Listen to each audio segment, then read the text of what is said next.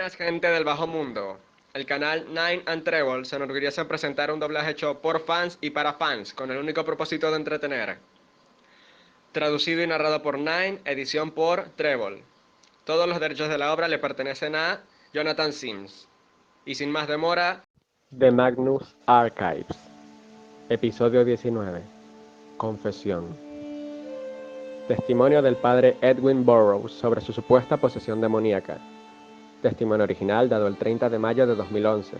Grabación de audio hecha por Jonathan Sims, jefe archivista del Instituto Magnus en Londres. Comienza el testimonio. Gracias por venir. Sé que esto no debe haber sido fácil de organizar y aprecio la oportunidad de dar mi testimonio. El servicio penitenciario no deben habérselo hecho nada fácil. Es entendible que duden a la hora de permitir un acceso directo a mí en caso de que me ponga violento, pero estoy muy agradecido de que hayan hecho una excepción por usted, por lo menos asumiendo que usted sea real. Espero que sea real. Pero tal vez esa esperanza está siendo usada en mi contra como una broma cruel. O tal vez la broma sería que esa duda hiciera que desperdiciara mi única oportunidad de contar mi historia. De cualquier manera, elijo dar mi testimonio y si usted no es real, entonces no pasará nada, creo. Ya vamos a llegar a lo del canibalismo, por supuesto. Pero primero le quiero dar un poco de contexto. No sé cuántos se asocian con la iglesia en su instituto, pero tal vez les sorprenda que un hombre devoto como yo, más allá de cuánto me haya alejado del camino, pida la ayuda de una organización dedicada a estudiar lo paranormal. Bueno, siendo honesto, generalmente no se dice, pero la Iglesia Católica no está en contra de la creencia paranormal fuera de la doctrina oficial. Demonios, fantasmas, magia negra, generalmente depende de cada uno cuánto cree en estas cosas. Y yo creo que mucho de lo que ustedes investigan es real. Es peligroso, pero real. Siempre percibí el labor de los demonios como algo muy tangible, y esos curas que hablan de ellos como una metáfora o un símbolo, temo que muchas veces se están poniendo a sí mismos y a sus feligreses en peligro. Disculpe, pero esto ya parece un sermón. Es solo que hace mucho no tengo la posibilidad de expresarme de esta manera. Casi no me importa si hablo con un fantasma. Bueno, supongo que era natural que muy temprano en mi vocación como cura me entrenara para ser exorcista. En realidad no es nada muy especial. Todas las diócesis deben tener un exorcista entrenado disponible o en todo caso un obispo puede hacerlo. Pero 9 de cada 10 veces el deber de un exorcista termina en recomendar a un buen psiquiatra, doctor o a un programa de abuso de sustancias. Y los obispos generalmente no tienen tiempo para eso. Yo era un exorcista en la diócesis de Oxford cuando esto pasó. Me entrenaron como jesuita, así que estaba acostumbrado a mudarme demasiado. Pero estuve en Oxford desde 2005 más o menos hasta mi arresto en 2009. Había 2 exorcistas en la diócesis, yo y un viejo agustino llamado Padre Harrogate. Le pido por favor que no intenten contactar con él. No tiene nada que ver con lo que pasó y creo que podría molestarle cualquier recordatorio de mis acciones. A través de los años he llevado a cabo más de 100 exorcismos con varios grados de éxito. Era relativamente raro y era más parecido a una bendición o una plegaria. De todas formas, ayudaba en la mayoría de los casos. Pero el tipo más común de posesión no es del estilo El Exorcista, donde se hablan lenguas demoníacas y flotan sobre la cama, sino algo más parecido a una depresión antinatural, por lo que muchas veces era difícil estar seguros. Es complicado saber cuántos fueron creyentes devotos que vinieron a nosotros con una depresión natural y simplemente prefirieron buscar a la iglesia en lugar de la terapia o medicina. Creo que incluso hasta esos fueron ayudados de alguna forma, aunque fuera solo como un placebo. Pero en muy pocas ocasiones sí me encontré con cosas que ayudaron a reafirmar mi creencia en el demonio y mi fe en mi sec. Lo siento, no me deja decir las palabras. Tampoco me deja rezar, pero espero que no me juzguen tan severamente por esto en el día del juicio. Como decía, hubo veces en las que sentí que había cosas que luchaban en mi contra. Una vez un hombre completamente analfabeta me maldijo en sumerio, y un viejo jamaiquino me escupió los nombres de mis mascotas de cuando era niño. Admitiré que existieron veces en las que tuve miedo de las cosas que intentaba extraer, pero siempre tuve fe. Pero nada de eso me preparó para lo que pasó en Bullington Road. Eso fue algo completamente diferente. Estaba trabajando en una capellanía católica en St. Aldred hasta que nada ayudó al bienestar espiritual de los estudiantes que nos visitaban. Cuando el padre Singh, otro de los curas que trabajaba ahí, me vino a ver, Dijo que tenía una estudiante de St. Hughes que pedía un exorcismo y quería que fuera yo. Le dije que sí, por supuesto, y él organizó una reunión. La estudiante se llamaba Bethany O'Connor, y mucho de lo que me dijo fue bajo la confidencialidad de la confesión, la cual no romperé incluso ahora. Pero alcanza con decir que ella estaba segura de que no era quien controlaba su mente. Incluso hablamos, se la pasaba mirando a su alrededor o mirándome a los ojos con lo que solo puedo describir como una sospecha mordaz. Bethany me dijo que su voluntad aún era suya, pero que ya no podía confiar en sus sentidos y se había encontrado a sí misma haciendo cosas que no entendía. Recuerdo un momento muy claramente, creo que fue nuestro segundo encuentro. Estábamos paseando por el jardín botánico, por eso la calmaba mientras platicaba de su problema. Metió la mano en su mochila, sacó lo que parecía ser un pedazo pequeño de losa, casi piedra. Me parece, y se lo acercó a la boca como si fuera a comerlo. Le pregunté qué estaba haciendo y paró. Miró la piedra que tenía en la mano y la lanzó lejos antes de echarse a llorar.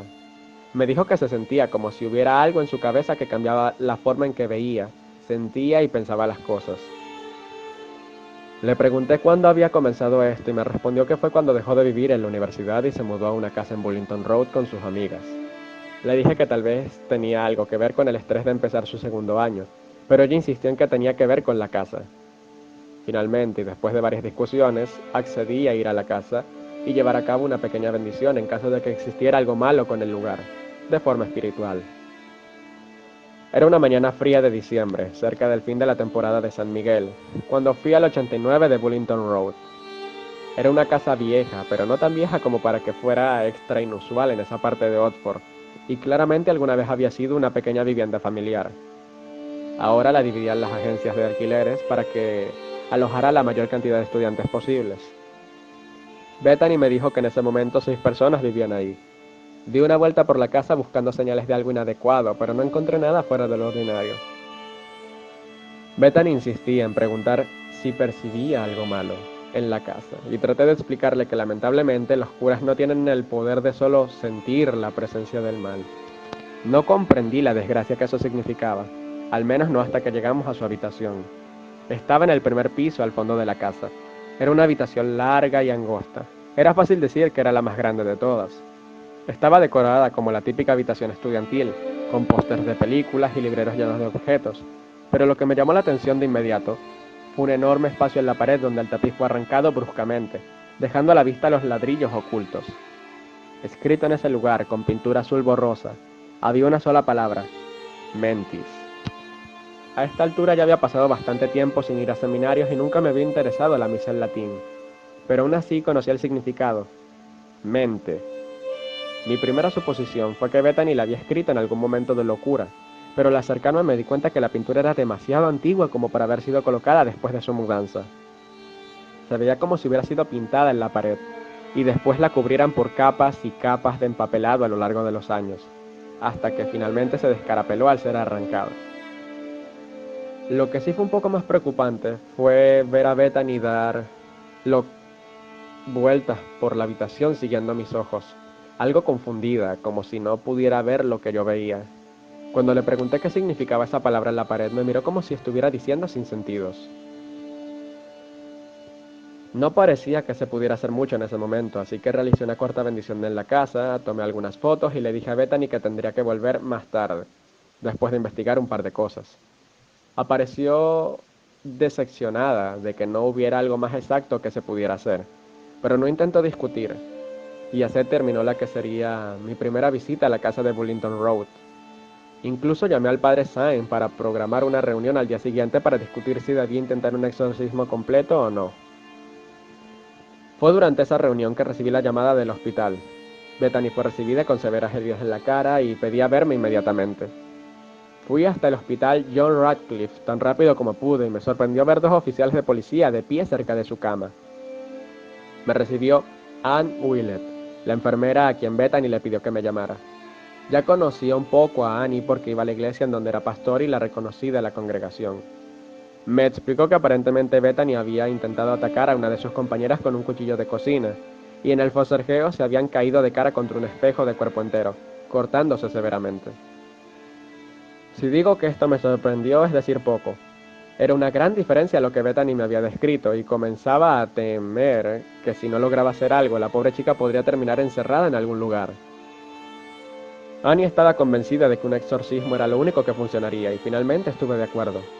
Ya tenía el pergamino y el permiso del obispo, pero eso fue antes de que hospitalizaran a Bethany, y hubiera preferido discutirlo con él, pero era claro que ella estaba empeorando, así que decidí arriesgarme de cualquier manera. Era un riesgo estúpido. Fui engreído y soberbio. Estaba lleno de orgullo espiritual y ansiaba probar mi fe en contra de lo que fuera que estuviera dentro del alma de Bethany. Ni siquiera consideré que podría estar arriesgándola. He pagado un gran precio por mi arrogancia. Esperamos a que la policía tomara sus testimonios y se fuera. Entonces tomé asiento y empecé el exorcismo. Fue inusual.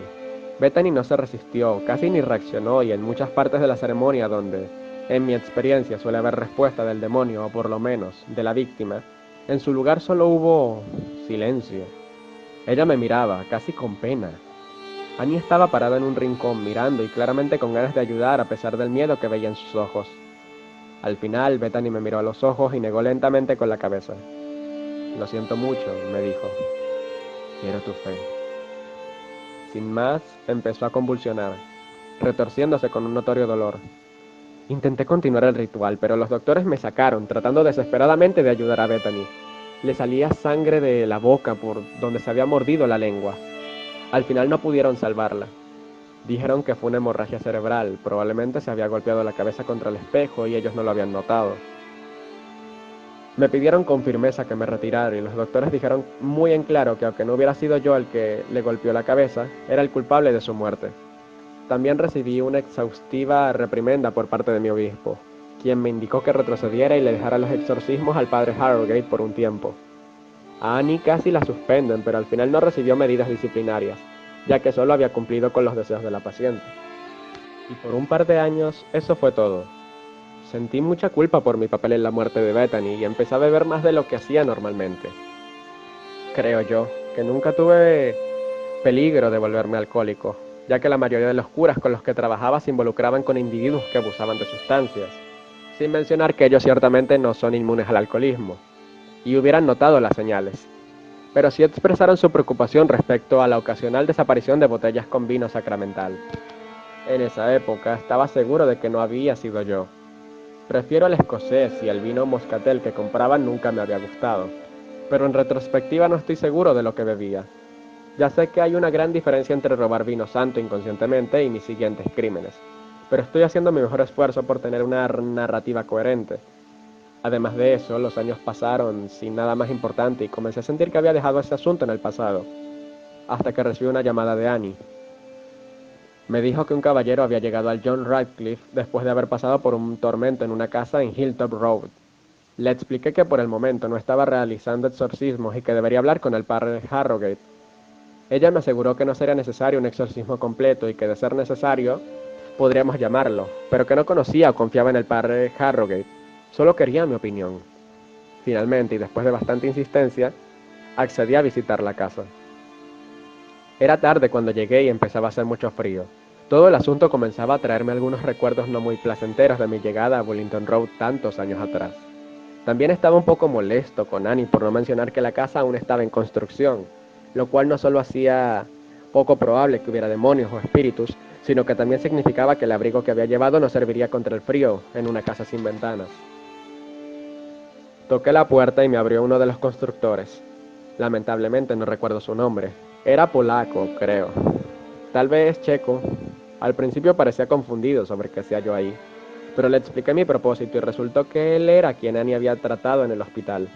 Ella no me había mencionado la posible esquizofrenia del constructor, pero empezaba a temer que esto pudiera ser una pérdida de tiempo. De todas formas, le di una inspección y le hice preguntas sobre el lugar al señor. En realidad tenía una historia interesante, pero no estaba seguro de cuánto podía creerle. Eventualmente, decidí que había visto suficiente y que no parecía haber ninguna presencia maliciosa allí. El constructor me miraba de tal manera que dudé en decirle esto, así que decidí que por lo menos haría una pequeña oración o bendición en el lugar, pero le pedí que esperara afuera. Algo en sus manierismos era extraño y no me sentía cómodo con él mirándome como un halcón, como si yo fuera a desvanecerme en cualquier momento. Se fue al jardín trasero y me quedé solo en la casa. Fui hasta más adelante.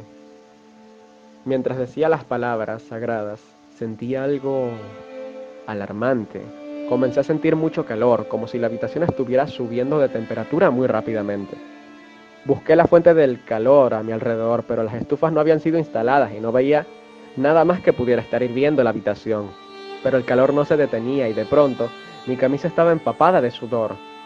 Comencé a toser, olía a humo a pesar de no poder verlo y tampoco veía fuego.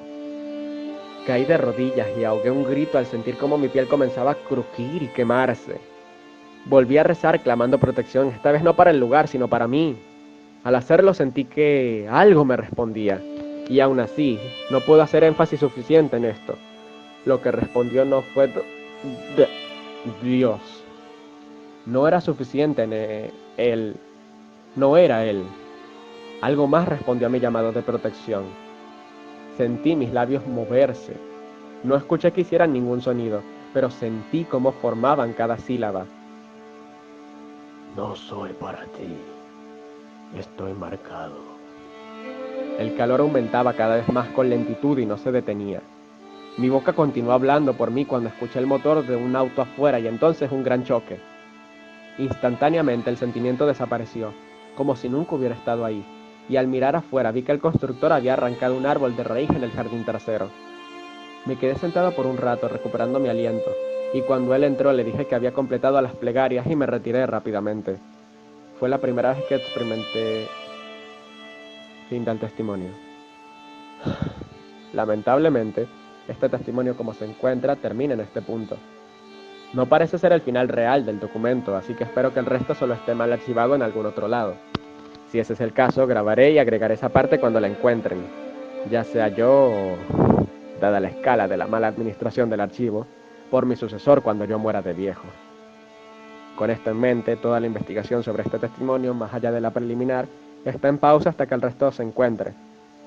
La mayoría de los detalles parecen ser correctos y coinciden con el testimonio dado por el señor Ivo Lenzik en 2007. Aunque encontramos el registro del arresto del padre Burroughs, siento mucha curiosidad sobre cómo los eventos contados aquí pueden haber llevado al incidente del 2009, donde aparentemente asesinó a 2 estudiantes universitarios de primer año después de la misa del domingo, para después quitarles y comerse la mayor parte de su piel. Fin de la grabación.